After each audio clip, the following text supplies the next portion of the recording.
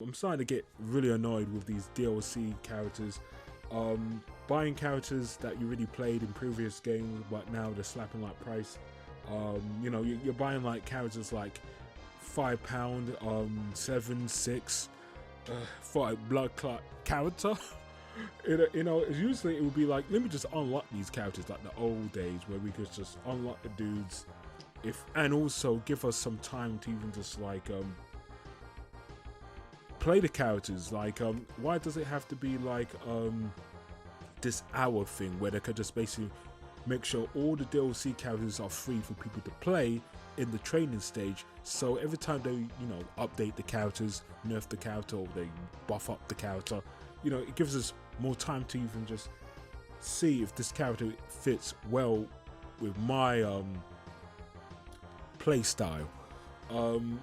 Obviously I don't have time to play games like that, but people who have the time would like to practice with these characters first before you just like slap like a price tag on these characters. So my main concern is the characters that you see here. Really and truly I wanted to talk about DLC live services in fighting games. Bloody sucks. And I'm going to show you video games, fighting games that we played back in the day where the characters were free.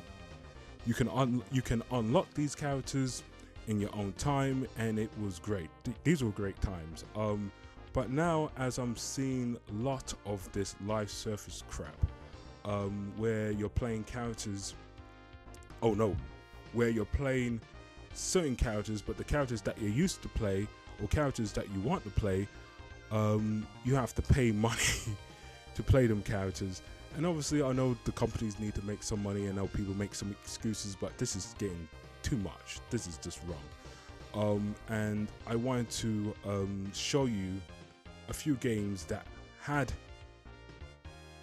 no live service, and it was like, you'd feel like you're getting your money's worth. No live services, it was just you unlocking the characters, and if you have the time to play the game, you play it in your own time, and it was great. These were great times. But then I'm gonna show you the live service shit, games that have these characters that has a price on it.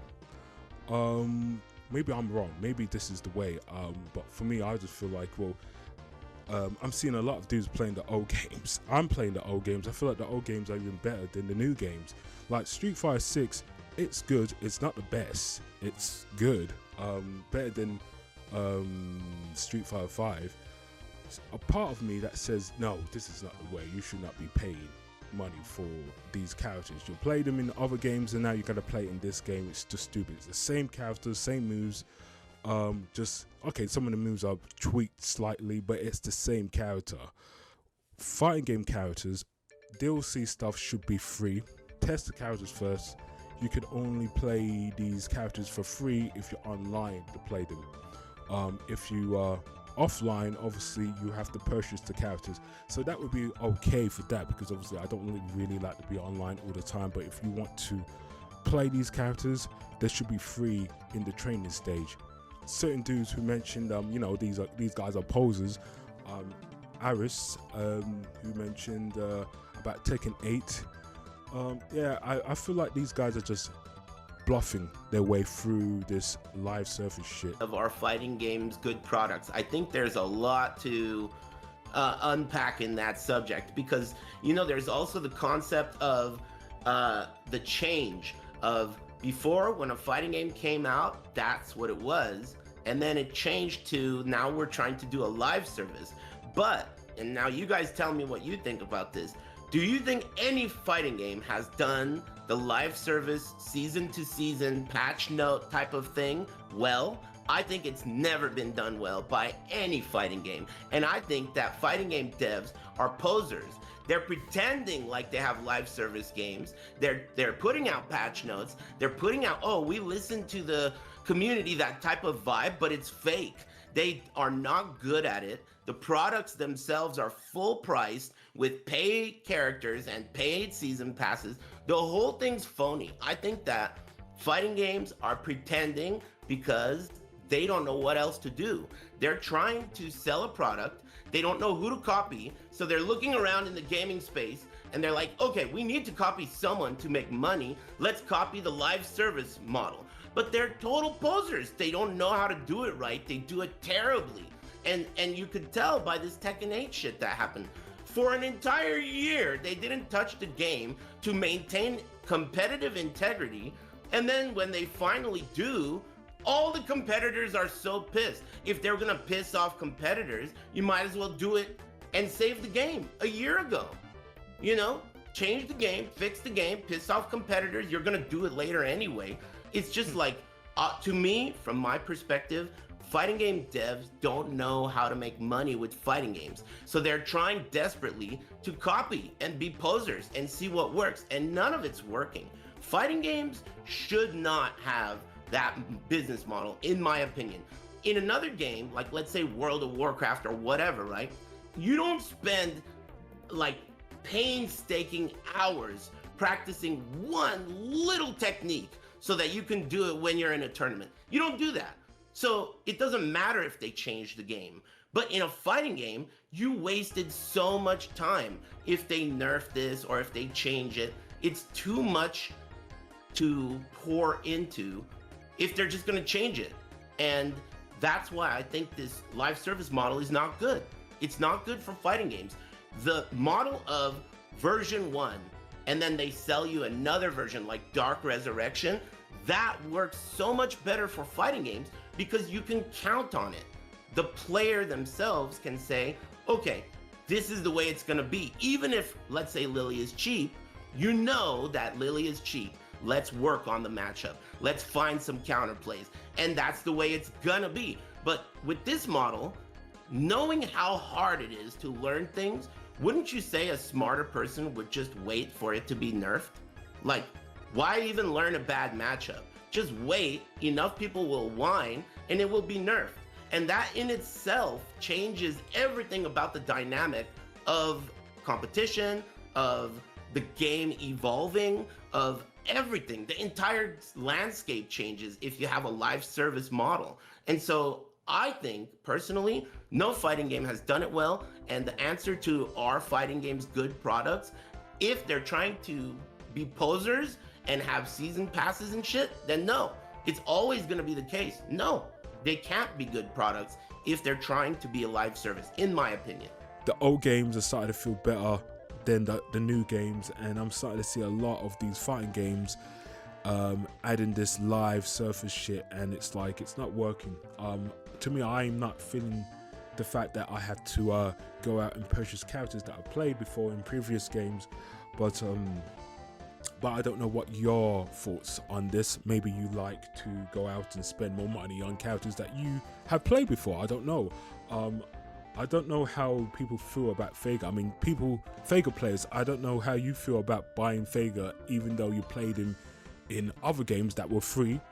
But hey, I'm just saying, like, you know, if I'm going to play a character, I want to make sure that that character is free. And if I'm going to play that character, if that character is a DLC, all DLC characters should be in the training stage for free, so people can just play and practice with the characters. But if you're going to do this online service, all characters should be free in the training stage, period. Gives players a chance to experiment with the characters first. If you're going to nerf the character, it gives them time to say, do I want to purchase this character, or should I wait till they fix this character? I'm just coming up with ideas for fight games in the future, because I feel like this DLC shit ain't working. But be fair with it, like, give the players something to, like, let me work for it. You know, the only way you can play these characters, you have to purchase the characters. Once you purchase the characters, you can play them offline. So there's so many ideas that I'm gonna try out for myself. So if there's any dudes out there who's working on a fighting game, they might try it out as well. This is just ideas that I feel like this should work better to please the players, get them to play the characters, test them out. If they want to play these characters, they only can play in the training stage or the training mode. But arcade and offline or online, you have to purchase the characters if you want to play them. This is just my ideas. I'm going off topic here. I just wanted to like put that out there because I feel like companies are getting too greedy, and damn, looking at them taking 7 characters, I feel like I had to I'm just have to purchase all of them, and when the time is right, then I can play the character. I mean, some characters I won't play, but I know there's gonna be people who want to play them characters, and they can play at gaming nights. So yeah, Tekken 7 is okay. It's not the best. I mean, actually, it's good. I mean, Tekken 7 is okay. It's better than Street Fighter 5. Yeah, I mean, I feel like fighting games are great, but when you slap live surfers onto the games, it kills the whole point of fighting games, man. It's like, if you're going to give me something, let me work for it. Give me something, so I can actually just say that, yeah, I've done that, I'm putting that time now, I've got these characters, instead of me just draining more money out of somebody who might not even have like the money to get it feels like I don't like the business behind it. It's just, I got ideas what I'm going to do with my fighting games, and I guarantee you people will follow my methods. That shit will just be obsolete, and the new dudes and dudettes are going to be moving things forward, giving people opportunities, giving them the right tools to help them through this bullshit. Obviously, my purpose is to do what I need to do, wait for the signals, and I can't wait to come off this planet. But yeah, I'm going to enjoy these awesome moments and share these games with other dudes like you. If you like what I'm doing, if you want to see more videos like this, give it a like. I want to hear from you. If you, hopefully you're not a bot, but if you are a bot, obviously I'm just going to I'll let you guys do the judge. I'm going to let you guys leave a comment down below and let me know what kind of games that you want to see, or what characters that you want to see in this game, if it's going to happen. If it doesn't happen, hey, there's other new games that I can't wait to make. There's a lot of fighting games, and I will see you when I see you, like Ocean 11. And always remember to keep your eyes open to see the lie.